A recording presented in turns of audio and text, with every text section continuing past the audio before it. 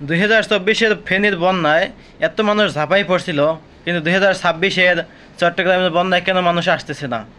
এর কারণ আমাদের পাবলিক, সাধারণ পাবলিক বা রাজনৈতিক ব্যক্তিগত অর্থাৎ যারা আমপাবলিক বা আমপাবলিক বলা চলে না এদেরকে, এরা কিছু দুষ্কৃতিকারী। যেমন যারা নাম ছিল কন্টেন্ট ক্রিয়েটর বা ছোট ছোট যারাই ছিল আর কি, সবাই নাম ছিল সোশ্যাল মিডিয়ার কন্টেন্ট ক্রিয়েটররা।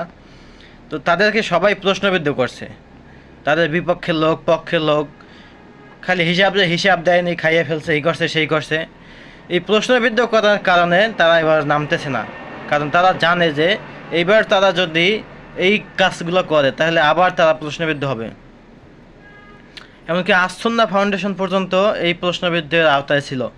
মানুষ এতটা খারাপ যে আসন্না ফাউন্ডেশন এত ভালো কাজ করতেছে, কিন্তু তার কাছ থেকে হিসাব চাইছে। তারা কিন্তু সব হিসাব দিছে, হিসাব দেওয়ার পরেও পাবলিক আছে যারা বোঝে না, ক্যান করে কানের কাছে। তো এদের জন্য আর কি চট্টগ্রামবাসী এখন বর্তমানে অসহায়।